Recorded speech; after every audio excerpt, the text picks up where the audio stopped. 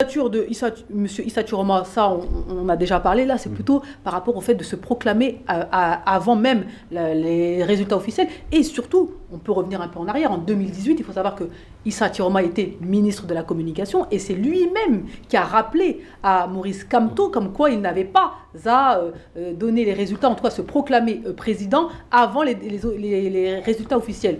Donc il a tapé du poing pour Maurice Kamto et finalement, 7 ans après, c'est lui qui refait exactement la même chose. Comment vous analysez cela? Alors je pense que c'est simplement pour mettre la pression au pouvoir en place. La pression du fait d'une...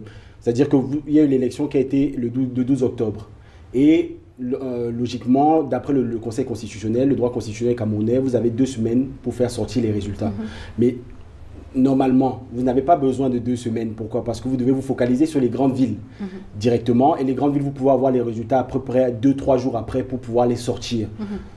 Et M. Issa Chiroma, le faisant, c'est pour mettre la pression et aussi pour attirer l'œil de la communauté internationale sur le Cameroun et de dire attention, il y a peut-être des fraudes qui sont en train de se mettre en place. Nous n'avons pas le contrôle, puisque c'est Elecam qui gère l'ensemble des scrutins. Nous n'avons pas le contrôle sur Elecam, nous, en tant que membres de l'opposition. Donc, je me proclame en tant que vainqueur, aussi en me basant, parce que sur les réseaux sociaux, ça grouille. Vous voyez, les PV sortent de partout. Il y a les médias de l'opposition qui sortent leurs PV, les médias du pouvoir, qui sont acquis au pouvoir, qui sortent aussi leurs PV. Et on se rend compte que dans beaucoup de régions, en tout cas, M. Chiroma gagne.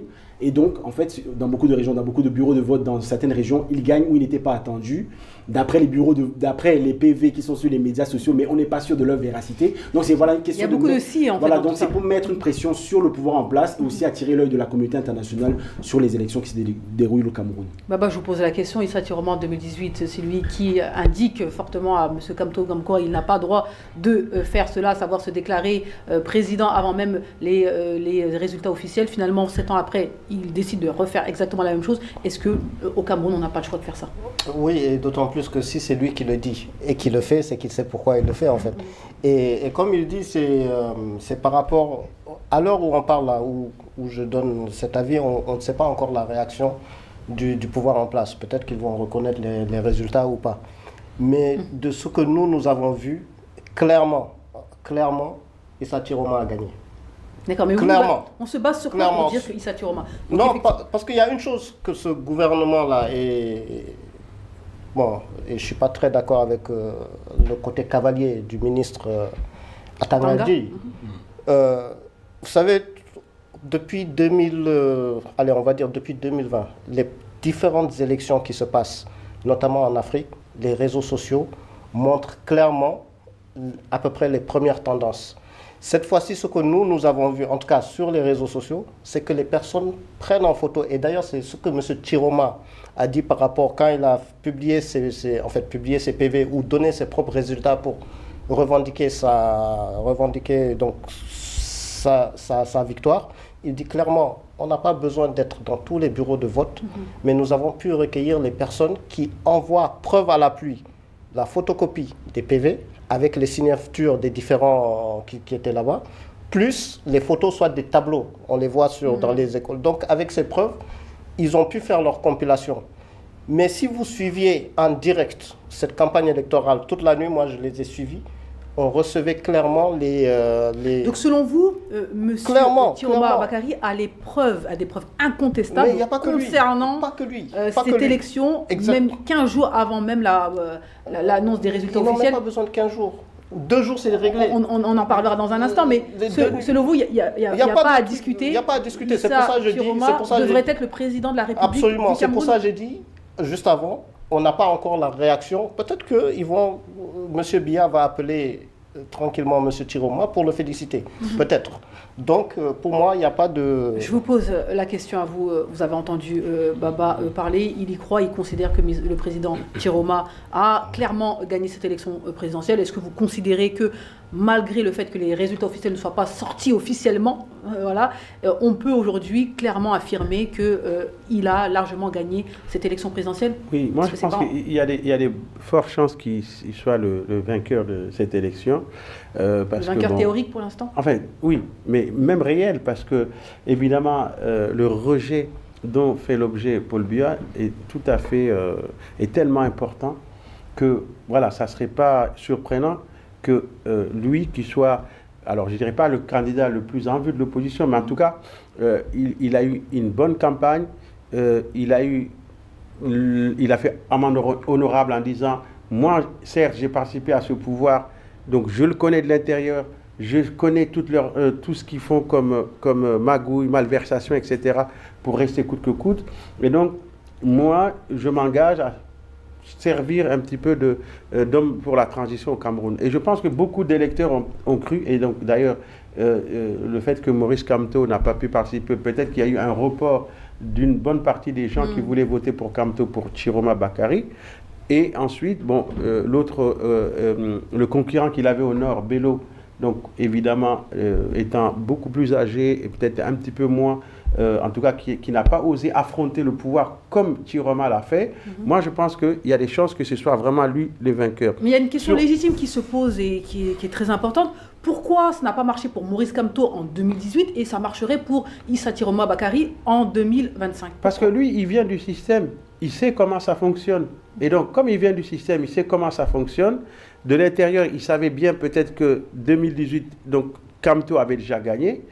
Et il se dit, en prenant les choses, en les prenant de vitesse, et sur la base de ce qui a pu être observé, parce que ce qui est différent par rapport à la situation de 2018, c'est qu'aujourd'hui, il y a beaucoup d'électeurs camerounais qui sont prêts à se battre pour qu'on ne leur vole pas le résultat de cette élection. On en parlera peut-être parce que dans plusieurs villes, il y a eu pas mal de manifestations, les gens sont allés devant les tribunaux, sont allés. C'est pour ça que je réitère ma question et je vous la pose à vous, Frédéric. Issa Chiroma Bakary a sûrement gagné, mais rien ne dit que le pouvoir de Biya va lâcher prise. Donc ça, c'est ça vraiment, on peut dire, ça c'est malheureusement ce qui risque d'arriver, c'est qu'ils ne vont pas lâcher, ils vont truquer les résultats comme tout le monde s'y attend. Et évidemment, personne n'a confiance donc, aux institutions qui sont censées proclamer les résultats, que ce soit ELECAM ou que ce soit le Conseil constitutionnel. C'est-à-dire que si ces deux institutions avaient été un petit peu exemplaires, avaient dit un petit peu le droit, ne serait-ce que par rapport au fait qu'on ait recalé Kamto et d'autres, bon, peut-être que là, aujourd'hui, même en truquant les élections, les gens pourront dire, en tout cas, si le Conseil constitutionnel a dit que Biya a gagné, Biya a gagné. Mais on n'est plus dans ce contexte. Le Conseil constitutionnel n'a plus la légitimité et je pense que ce qui risque d'arriver, c'est qu'ils vont s'accrocher au pouvoir et j'espère que la mobilisation de la jeunesse camerounaise pourra faire changer la donne. Alors, puisqu'on se rappelle que pour bloquer Kamto, ils avaient même dit que dans tous les cas, ils resteraient au pouvoir coûte que coûte, quitte à souhaiter un coup d'État si c'était l'opposition qui devait l'emporter. Donc, alors, moi, j'avais dit ici que peut-être que, alors, pour aller un petit peu dans le sens de Baba cette fois-ci, que Chiroma Bakary peut être perçu comme quelqu'un de moins dangereux que Kamto pour le parti au pouvoir, en disant, il était avec nous, il est compromis avec nous. Peut-être qu'avec lui, un certain nombre de personnes peuvent espérer encore rester dans le giron du pouvoir. Peut-être que ça peut être aussi, ça peut faire basculer les choses. C'est-à-dire qu'une partie des gens du RDPC peuvent dire que ça sert à rien. On a moins peur de voilà, on a moins peur que de Maurice Kamto, par exemple. C'est quoi? C'est une continuité du pouvoir? C'est quoi? Voilà, ils peuvent être plus rassurés peut-être avec lui et dire qu'il ne faut pas qu'on joue notre va-tout parce que si vraiment les choses vont mal, on va être carrément renversé et on va tous le payer cher. Peut-être qu'une partie, il peut y avoir une division au sein du RDPC et si cette partie-là arrive à faire basculer les choses, peut-être que finalement, comme dit Baba, ils vont lâcher. Mais déjà, dans un premier temps, on attend les résultats officiels qui n'ont pas été encore dévoilés. Et là, on va réitérer encore une fois, c'est toujours problématique d'avoir des résultats 15 jours après. Et ça fait monter la tension. Oui, mais Aïcha, ça c'est quand ça arrange le pouvoir. Moi, je pense que si Paul Biya, le camp du Paul Biya, ils étaient sûrs d'avoir gagné et qu'ils étaient plébiscités, ils n'allaient pas attendre les 15 jours. On aurait vu justement une manifestation des manifestations de joie, de victoire de leur côté. Mais si on observe le fait qu'eux, ils disent rien, ils sont, pour une fois, ils disent...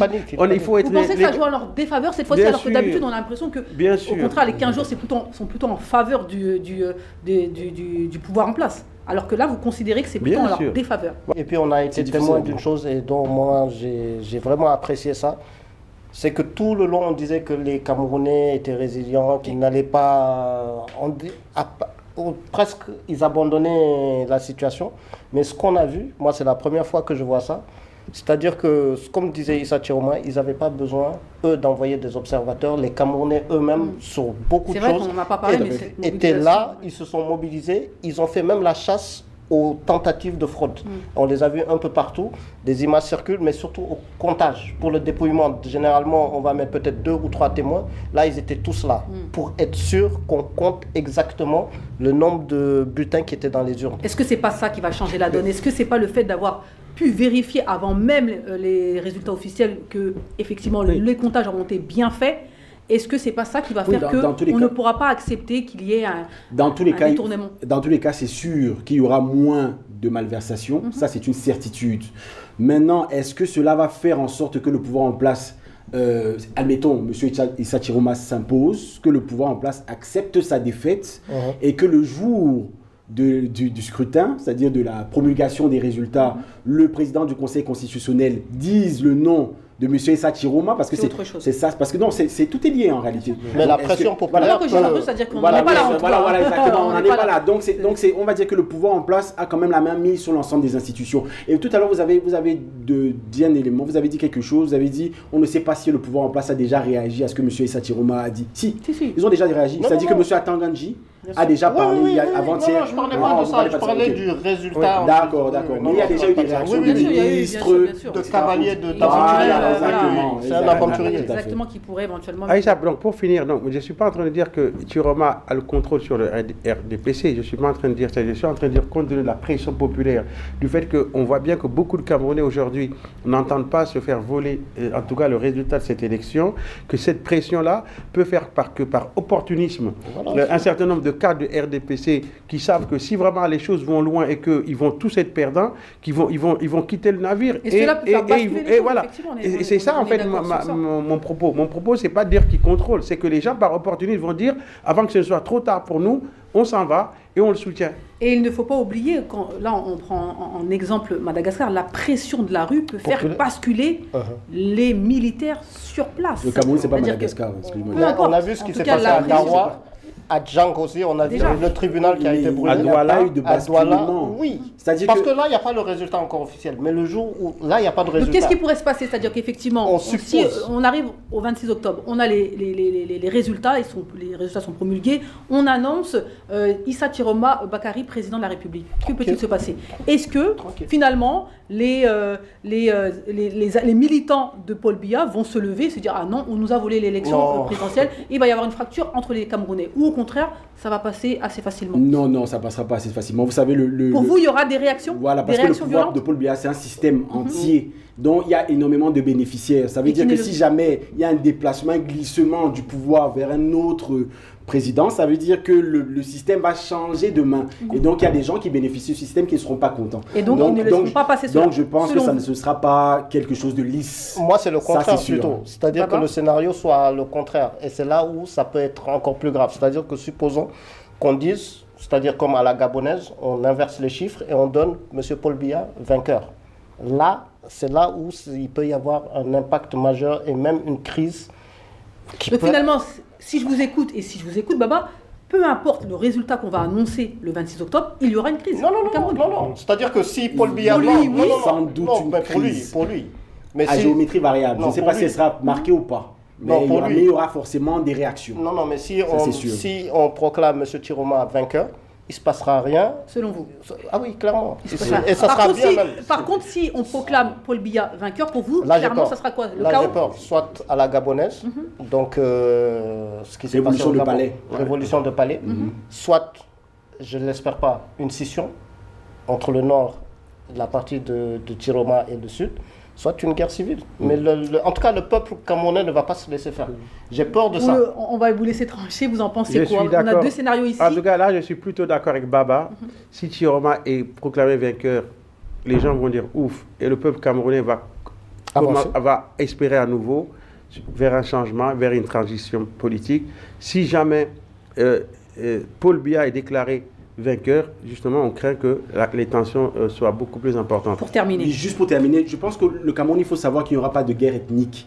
Parce que le Cameroun n'est pas c'est-à-dire organisé comme cela. J'espère. C'est-à-dire quoi? C'est-à-dire que, juste pour terminer, En général, les ethnies sont très mélangées. Il y a un métissage au niveau du Cameroun. C'est pour ça que vous verrez rarement des gens du Nord descendre Non, sur je le Sud. ne parlais pas de guerre ethnique, je parlais de scission, par exemple, les gens du Nord qui vont dire on ne va pas nous voler, donc nous on prend notre indépendance. C'est ça en fait l'ethnicité. C'est-à-dire que chez nous, on a un métissage qui fait en sorte que c'est très difficile parce que dans les familles de Géographique, Bamileke, je parle géographique. oui, même, Pas mais parce que les ethnique. ethnies sont réparties géographiquement. Donc même un Bamileke par Vu exemple. qu'elles sont mélangées, en principe, elles sont plus réparties géographiquement. Oui, non, mais ce que je veux dire par là, c'est que par exemple, un Bamileke a forcément, par exemple, un Béti